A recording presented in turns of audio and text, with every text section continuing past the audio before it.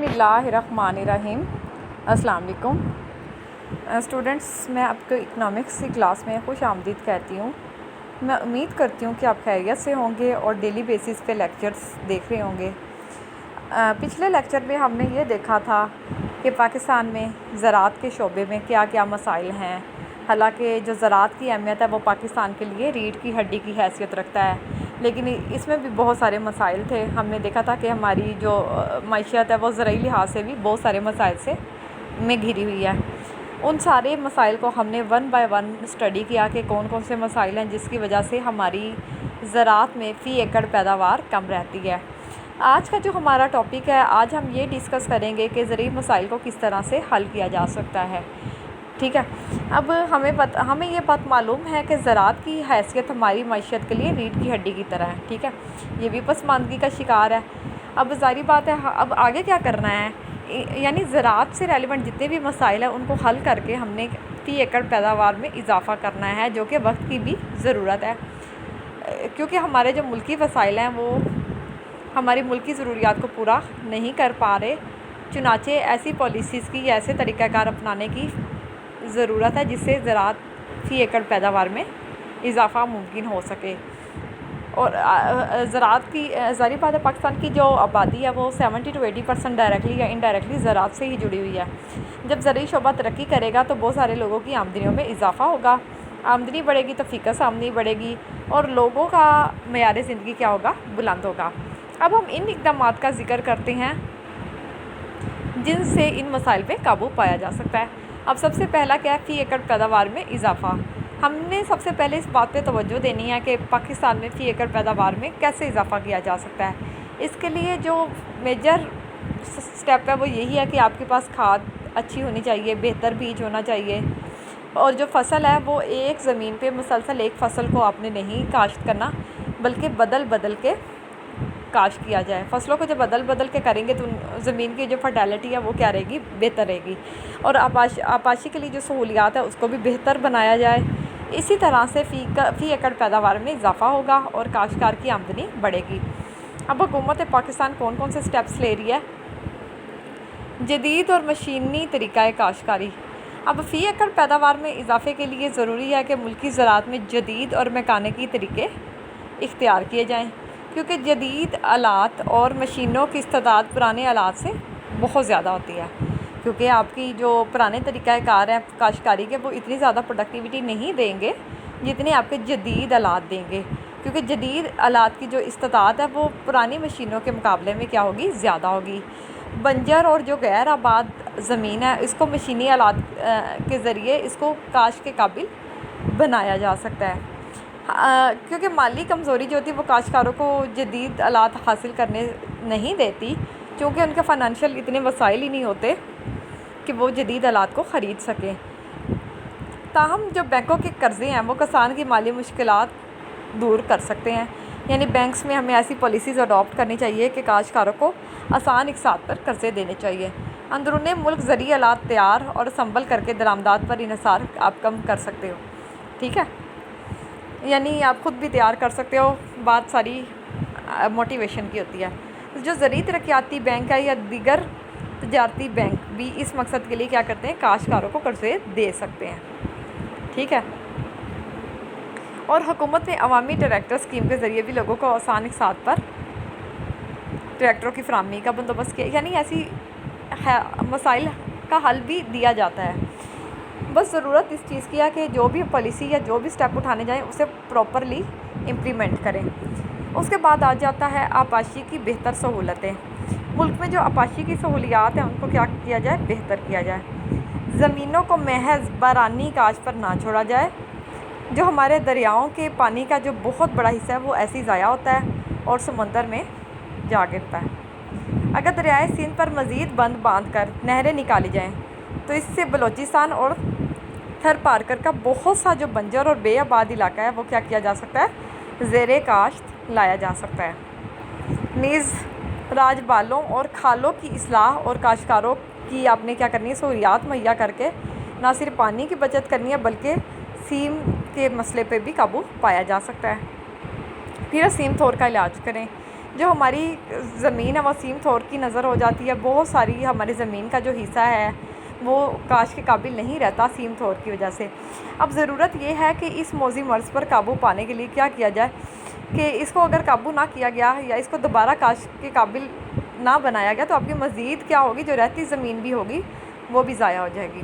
تو اب کرنا کیا چاہیے کہ سیم طور کے خاتمے کے لیے معاہدہ سکاری پروگرام کے تحت ایک یہ پلان ہے بنایا جا رہا ہے. سیم نالے تعمیر کیے جا رہے ہیں، ٹھیک ہے، تاکہ جو پانی ہے وہ فصلوں میں اس طرح زمین کے لیول پہ جانے کی بجائے وہ پانی اس ایریا میں نہ جائے، نالوں میں جائے، ٹھیک ہے.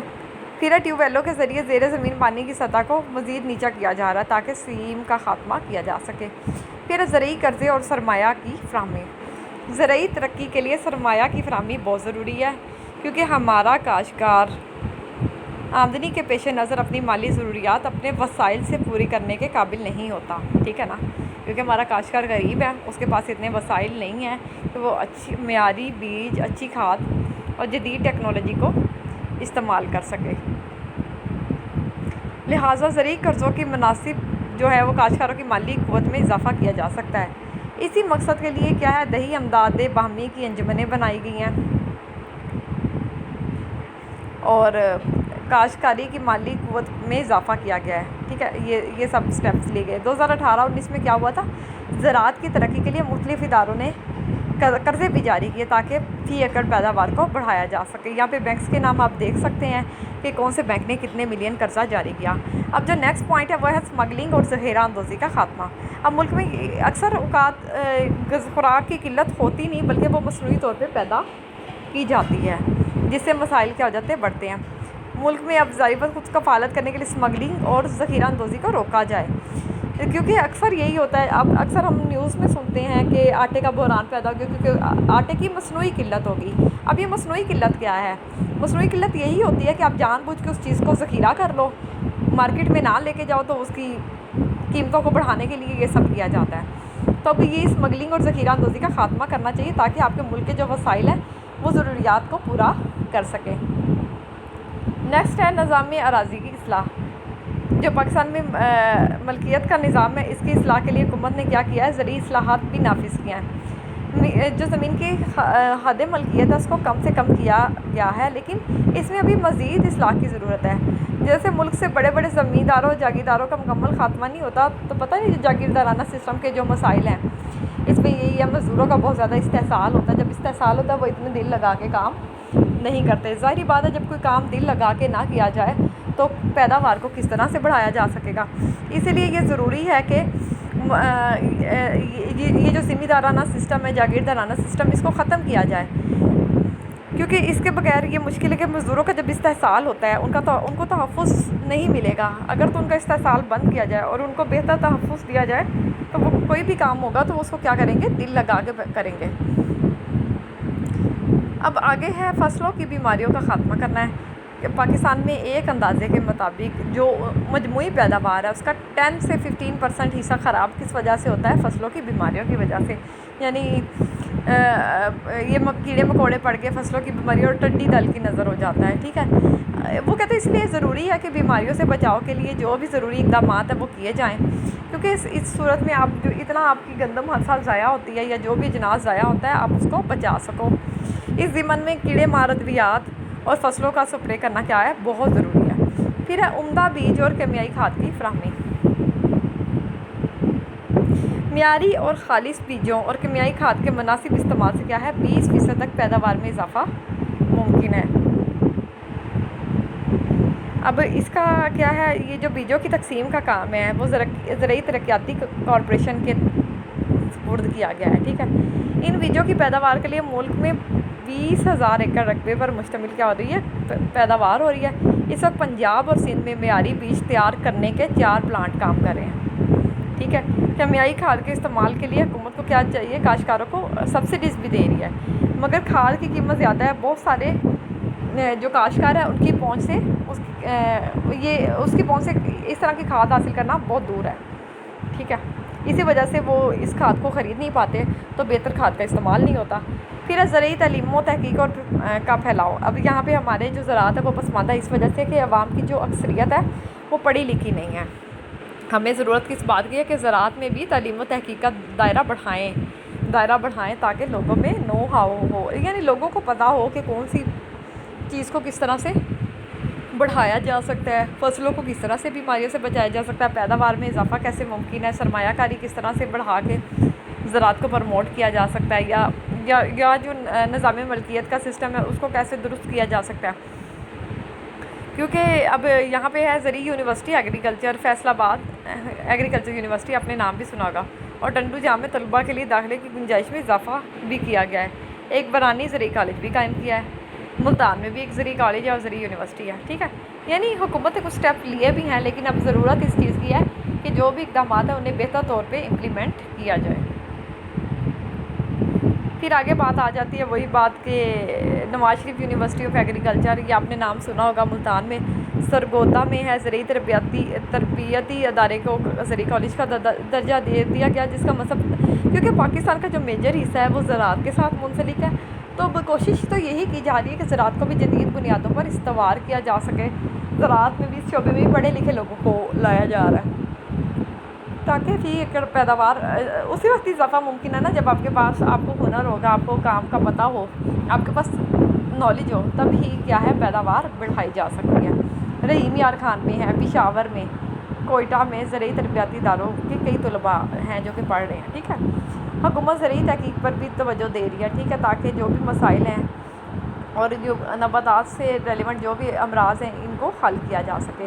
اس سلسلے میں پاکستان زرعی کونسل بھی اپنا کردار ادا کر رہی ہے۔ پھر زرعی منڈیوں کی اصلاح، اب زرعی پیداوار کی مناسب قیمت وصول کرنے کے لیے زرعی منڈیوں کی اصلاح بھی بہت ضروری ہے تاکہ انہیں مکمل اور منظم بنایا جا سکے۔ منڈیوں میں غیر ضروری افراد مثلاً دلالوں وغیرہ کی تعداد کم کی جائے، باٹ اور پیمانے صحیح استعمال ہوں، جو آپ کی ٹرانسپورٹیشن یعنی نقل و حمل اور خبر رسانی کے ذرائع وہ بھی ہونے چاہیے، جدید ہونے چاہیے تاکہ رابطے کو ایک جگہ سے دوسری جگہ پر ممکن بنایا جا سکے۔ منڈیوں میں غیر ضروری افراد کی تعداد کو کم سے کم کرنا ہے، گوداموں کی سہولیات کو میسر کریں اور منڈیوں میں کیا کہ باؤ جو بھی قیمتوں کا لیول ہو کاشتکاروں کو وہ پتہ ہونا چاہیے تاکہ ان کو اپنی محنت کا صحیح سے معاوضہ مل سکے، اور تبھی وہ دل جمی سے کام کریں گے اور پیداوار میں اضافہ ہوگا۔ اگر یہ سارے اقدامات کریں گے تو ہمیں یقین ہے کہ زرعی شعبے کی کارکردگی بہتر کی جا سکتی ہے، اور یہ پاکستان کی معاشی ترقی میں ظاہری بات ہے کہ متحرک عوامل کے طور پہ اپنا کردار ادا کر سکتا ہے۔ اب ہم بات کرتے ہیں کہ زراعت پر مبنی صنعتوں کی حوصلہ افزائی۔ اب یہ زراعت پر مبنی صنعتیں یعنی جو آپ کا صنعت کا شعبہ ہے وہ بھی آپ کا ڈائریکٹلی اور انڈائریکٹلی زراعت پہ ہی ڈیپینڈ کرتا ہے۔ فار ایگزامپل ہم نے کپڑا بنانا ہے، صنعتی کام ہے نا، لیکن اس کے لیے جو مٹیریل ہے روئی، یہ کہاں سے آئے گا؟ یہ زرعی شعبے سے آئے گا۔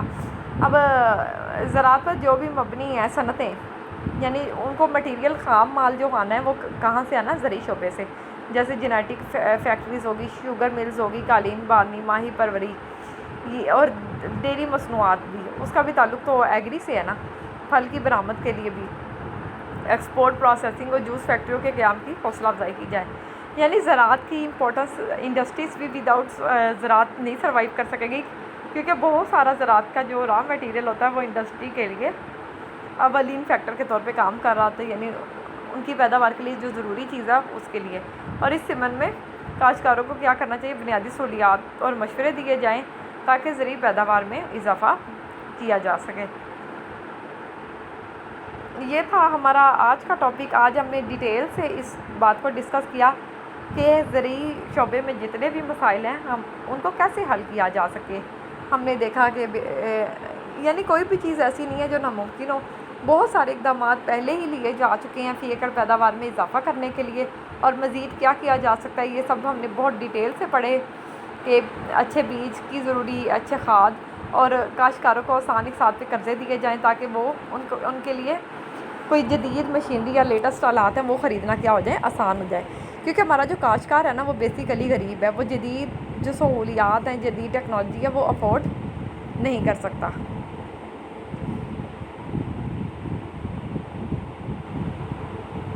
ٹھیک ہے، تو یہ تھا ہمارا آج کا ٹاپک۔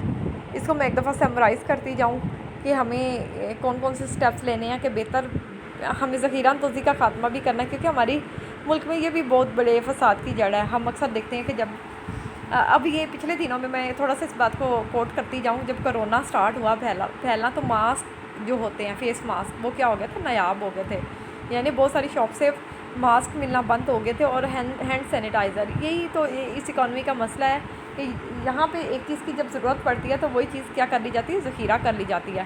ذخیرہ کرنے کا مقصد یہی ہوتا ہے کہ اس چیز کی زیادہ سے زیادہ قیمت لی جا سکے، منافع کو بڑھایا جا سکے، حالانکہ یہ ویسے کرائم میں آتا ہے، آپ اس طرح سے کسی بھی چیز کو ہولڈ نہیں کر سکتے ہو۔ اور ہمیں یہ بھی زرعی منڈیوں کی اصلاح کرنی ہے، جو بھی کاشتکاری کے جدید طریقہ کار اپنانے ہوں گے تو ہی فی ایکڑ پیداوار میں اضافہ کیا جا سکتا ہے، اس کے بغیر نہیں تو یہ زراعت اسی طرح مسائل سے دوچار رہے گی، اور جو بھی زراعت پہ مشتمل جتنی بھی صنعتیں ہیں ہمیں ان سب کی حوصلہ افزائی کرنی ہے۔ تو یہ تھا آج کا ہمارا ٹاپک۔ میں امید کرتی ہوں کہ آپ کو میری باتیں یہ سمجھ آئی ہوں گی۔ انشاءاللہ کل نئے ٹاپک کے ساتھ پھر ملیں گے۔ کل ہم ابھی تو زراعت کو تو ہم نے پڑھ لیا، اس کے مسائل کو بھی دیکھا، اور اس مسائل کو کس طرح سے حل کیا جا سکتا ہے یا کون کون سے اقدامات لیے جا سکتے ہیں، ہم نے ان سب کو 1 بائی 1 ڈسکس کیا۔ اب ہم اگلے لیکچر میں انشاءاللہ ڈسکس کریں گے صنعت کے حوالے سے، کہ ہمارے پاکستان میں صنعت کو کون کون سے مسائل درپیش ہے اور ان مسائل کو کس طرح سے حل کیا جا سکتا ہے۔ تو آج کے لیے میں اسی کے ساتھ اجازت چاہوں گی۔ اللہ حافظ۔